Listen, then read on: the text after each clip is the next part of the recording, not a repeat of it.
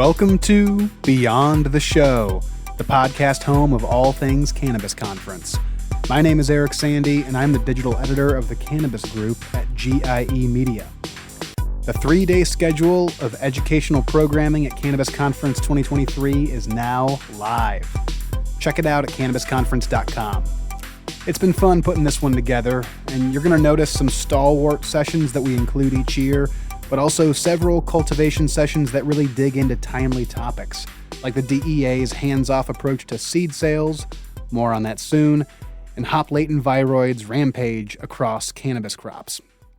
Here's one of my favorites, the Great Balancing Act, genetic selection to give your business an edge in the competitive cannabis market. You can get into that one with an all-access pass, so make sure you do so. And that said, with this episode coming out on March 10th, just know that the lowest rates of the season are about to expire on March 15th. So don't miss out. We know you're going to be out there in Las Vegas with us this summer, having a blast, meeting great people, maybe being a little bit hot, but staying indoors where the AC will be rolling. So why not save a few bucks? It's a tough economy out there, and we're going to be getting into all that out at the show. You're going to want to be there. Now, on to the interview. I'm pleased to say that this week we've got Josh Malman on the show. Josh brings over 12 years of cannabis industry experience to his role as Vice President of Cultivation at Jushi. Josh has extensive expertise in genetics, cultivation methodologies, and facility design. During his time at Jushi, Josh has been an invaluable part of the company's operations team, creating sophisticated IP, KPIs, and SOPs, as well as scaling the company's cultivation operations in Pennsylvania, Virginia, Nevada, Massachusetts, and Ohio. Prior to Jushi, Josh worked at the clinic, where he helped grow the business into 3 cultivation facilities and 6 retail stores in Colorado. In 2019, Jushi acquired the IP and the key team members from the clinic, with Josh's expertise being an important part of the transaction. Josh received his Bachelor of Science degree in horticulture from the University of Wisconsin, and as a student, Josh researched international horticulture and spent time in Israel studying irrigation practices. In 2021, he earned a Cannabis Leadership Award from Cannabis Conference, and that was actually the first time that I got to interview him, so I'm very excited to bring our second interview to the airwaves this week. Please enjoy my conversation with Josh Malman. Hello, Josh, and welcome to the show this week. Very glad to get a chance to talk with you about your work and Jushi's work, of course, across the U.S., really, as 2023 gets going and as we sort of hit the road to Cannabis Conference 2023 in really just a few short months from now. So maybe to set the stage, before we get into some specifics here, could you talk a bit about what you and Jushi are up to at the start of this year? Any latest news that you'd like to share?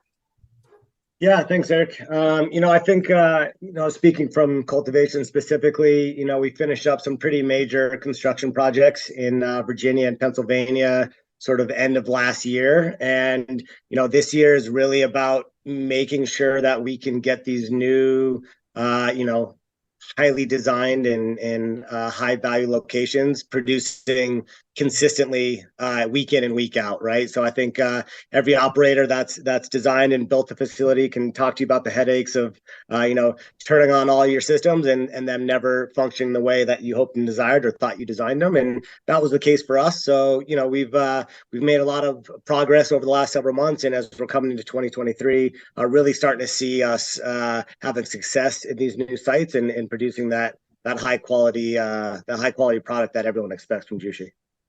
Absolutely. I know it's just reminding me, we spoke a couple of years ago when you won a Cannabis Leadership Award through Cannabis Conference. And as I recall, a lot of that conversation, well, obviously, I guess it focused on leadership. And as I recall, you were doing a lot of traveling and onboarding some management folks.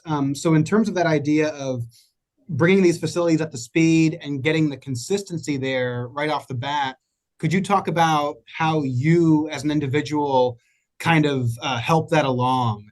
I know you were traveling last week, and I'm sure travel is just a big part of your job, but how are you able to put that consistency into action? Yeah, it's a good question. It definitely has been an area of focus for myself and other, Jushi national team members.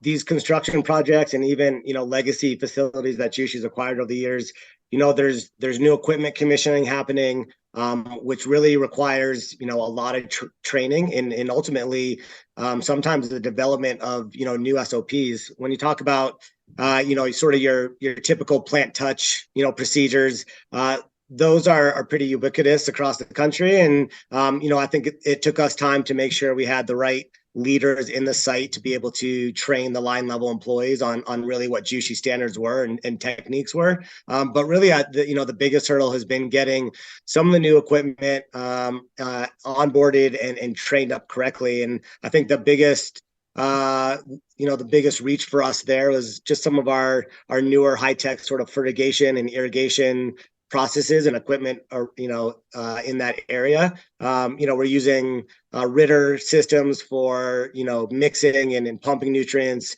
We're using a variety of different water quality and maintenance solutions in our fertigation area. And we are, utilizing skill level that we have at certain sites to then bring across others. So yeah, my time is spent, on site helping local leadership with the training, with the documentation of these processes, and really just, again, reaching towards that repeatable results where, operators know that what we line out is not just, the job today, but the job every day on site.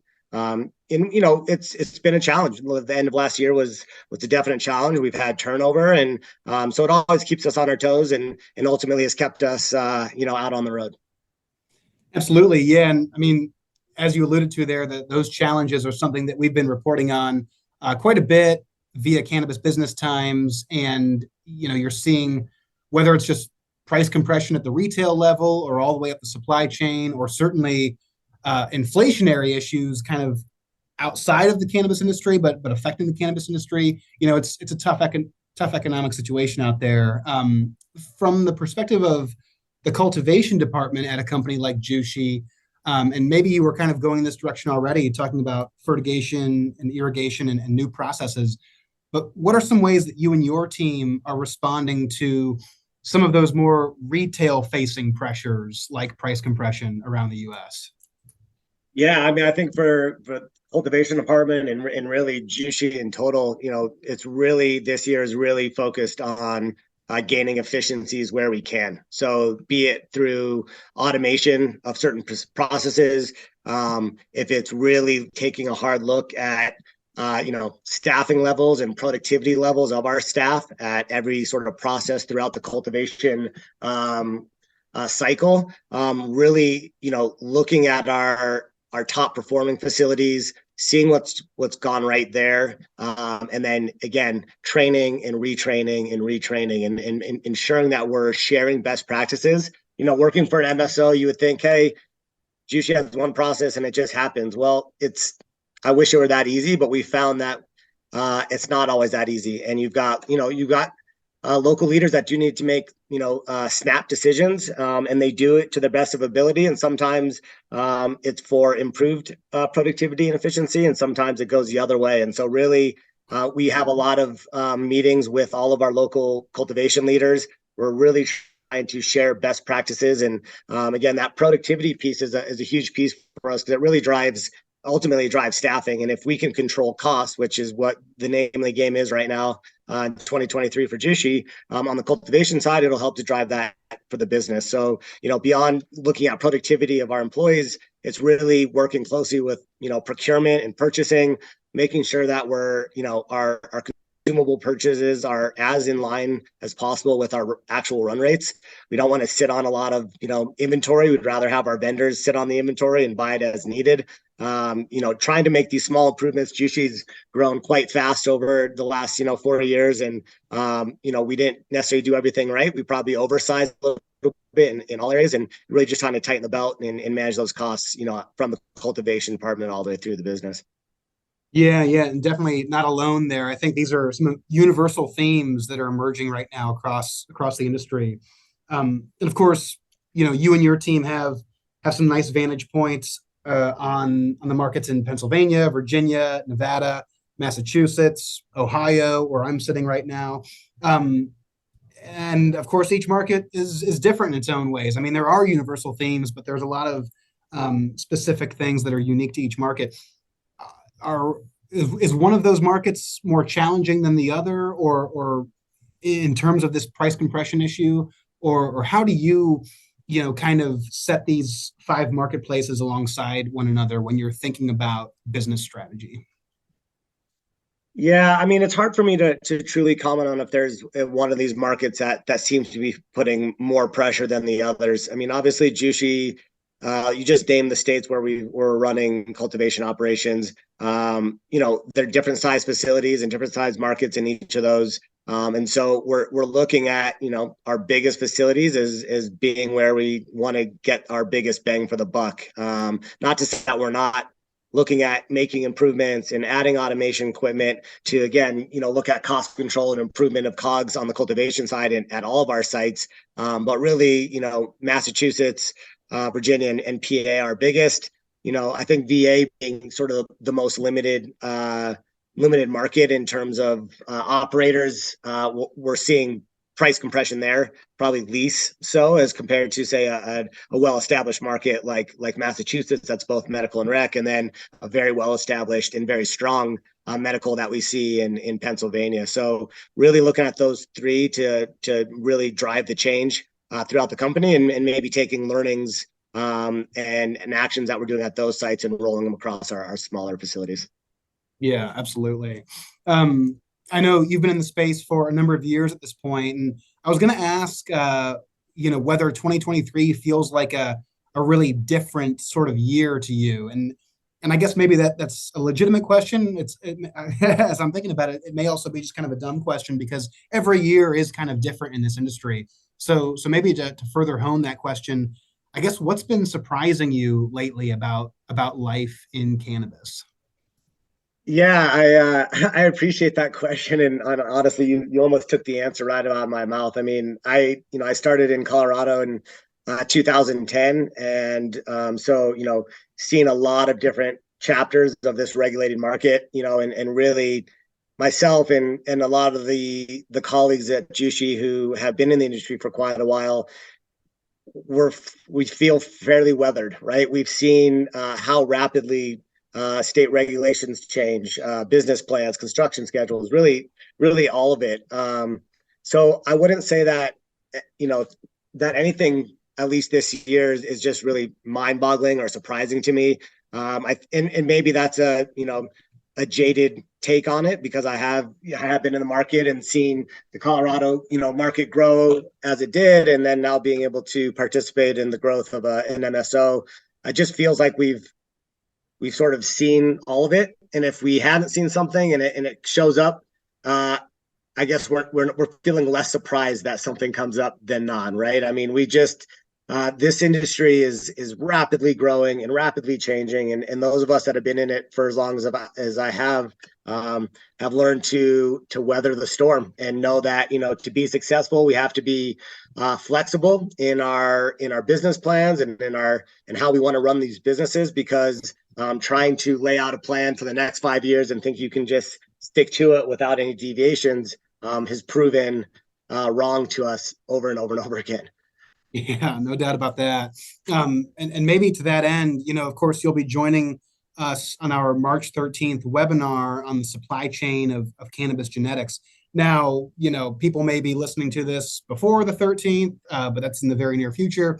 They may be listening to it after the 13th, and they can certainly watch the archived webinar on cannabisbusinesstimes.com. But either way, I wanted to just touch on that real quick and sort of in terms of previewing that panel discussion. Could you talk about some of the consumer demand trends you're seeing as they relate to cannabis genetics? And obviously, we've been seeing this, high THC sort of running the show for a number of years from a consumer demand standpoint. And I don't think that's going away anytime soon, really. But what are some of the broader demand trends that you've begun seeing from consumers? Yeah, no, I'm really excited for that panel on Monday, and actually was just having a conversation with Moave and Noel today about it. Not being a breeder myself and being sort of the end end of the supply chain of these genetics, I probably have a completely different take on it than say the breeder or the grower, the nursery grower that's growing, say the clones and teens in the California market. You know, we have a lot of discussions about this internally. I literally just got off a call with head of our commercial and our CEO about production planning and what we should be doing and how we should be driving our cultivar selections within our facilities to meet customer demands. Unfortunately, at the end of the day, we continue to hear the same feedback, at least internally, which is our consumers want good variety on the shelf, be it from our brands or others. They want high potency is absolutely still driving a lot of the purchases in our stores.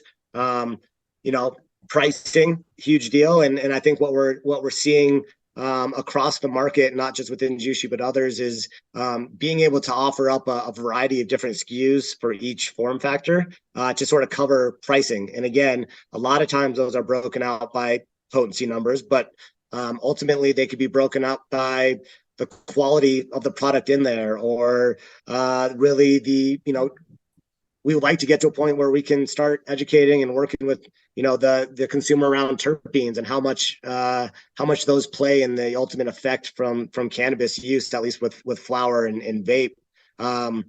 So I don't have anything mind blowing there of what we're hearing, and I guess I would urge all the consumers out there that are listening to the podcast, give us that feedback in whatever form factor you can, so that we can make the decisions, that will ultimately affect your end use. Right now, it's somewhat, chasing trends. I'm really interested to talk to, Chris from Compound on Monday, because it seems like every named cultivar coming into the market is a sweet cake or ice cream or cookie. And at the end of the day, operators like ourselves in certain states won't even get those names approved to sell in certain locations, right? PA has historically been very difficult for us to get sort of well-known named genetics into the market because of the name that they've been given by the breeder. And so that's always a challenge too, right? Which is, how do we get some of the hype strains, some of what people see on Instagram and other places into our marketplace, if we can actually call it the same cultivar name that it's being given. That's been a real challenge for us. Yeah, that's an interesting little aspect of all this. And of course, another example of things that vary across state lines that have to be navigated to one degree or another. I was just looking here in Ohio earlier this morning, looking at Jushi flower in this market near me, and I was looking at a dispensary in the Akron-Canton area, and I know that Jushi's got Platinum Kush Breath here, and I'm sort of one of those Kush guys. I like that end of the flower spectrum. So of course, nice to see that out there in the market. But is there a particular cultivar that you're most excited about growing right now, or that you're eager to get out there on store shelves? I can kind of call out some cultivars that we're seeing, really good results internally. I was out in Virginia this past week, and that facility has had their sort of new cultivation space open a little bit longer than Pennsylvania, and starting to dial out those rooms. And yeah, we're seeing great results. Again, gelato cake, Kush mints, rum cake. Nothing that I would say is new to the market, but for a location like Virginia, that's somewhat limited in terms of producers and what product is out there. Again, getting great feedback from the consumers, and these are cultivars that are working really well for Jushi's metrics that we are holding ourselves accountable to in terms of driving profitability with the business. Ultimately, we like to be able to do some in-house breeding, and we've got some staff on. We've got some people on our staff that are willing and able and talented enough to do so. And we are working with our ownership and leadership to be able to do some of that. Right now, it's still trying to get our hands on popular cultivars from around the country and offer those up to the consumers who are seeing those in social media, and yet maybe not seeing them in our market. Again, we're somewhat beholden to internal metrics and what what's driving the business at the retail side, which is still, for internal metrics, it's really, we got to have ones that yield. We can't have too many of those loss leaders, those little skinny OGs or anything else that might be hard to produce, quantity of. And we also, really are being asked to produce, a high quality, high potency product at this point. Yeah, absolutely.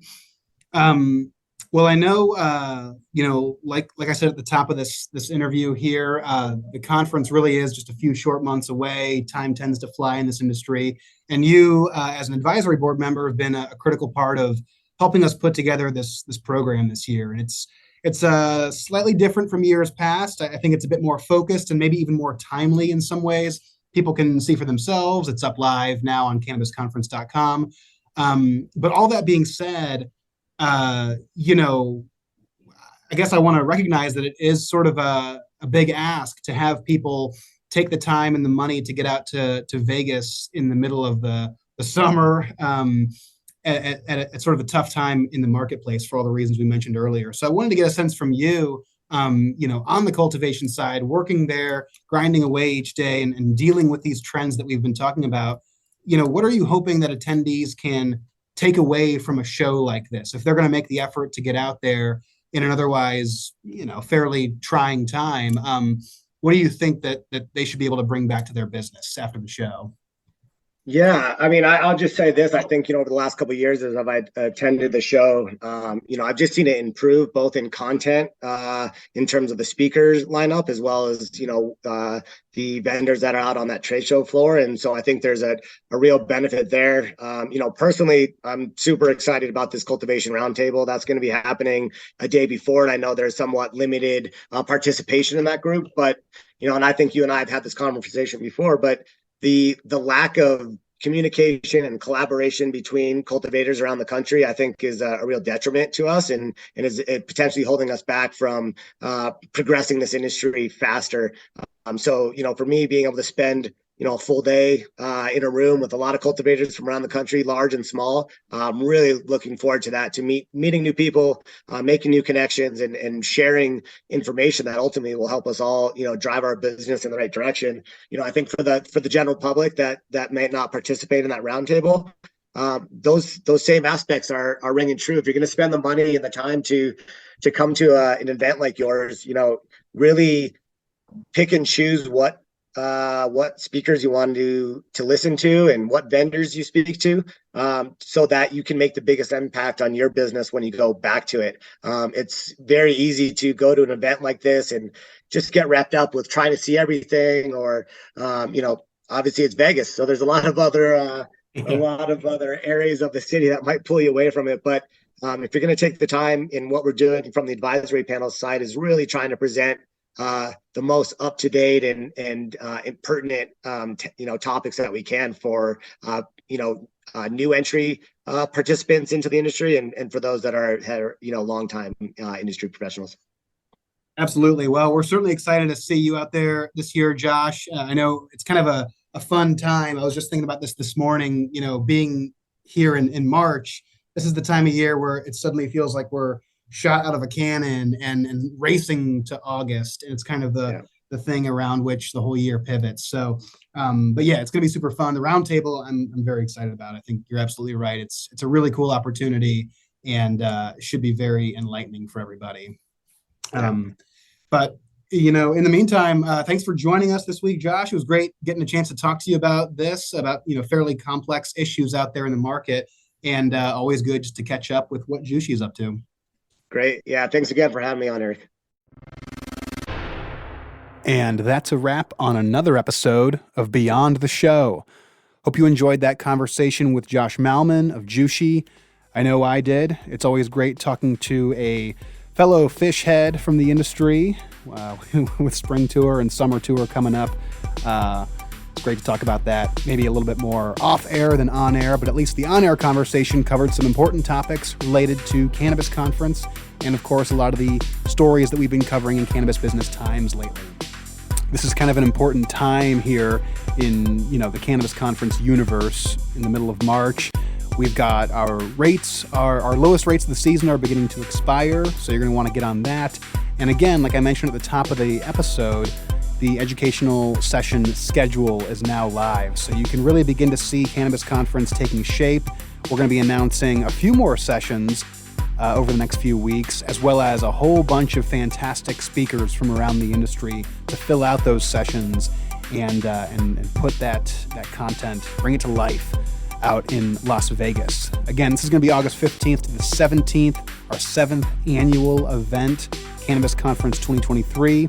You can learn more, of course, at cannabisconference.com. Sign up for the newsletter there, because as you can tell from what I just said, we've got plenty of news coming your way, and you're not going to want to miss out. We'll be sharing it here as well on Beyond the Show every Friday. See you there.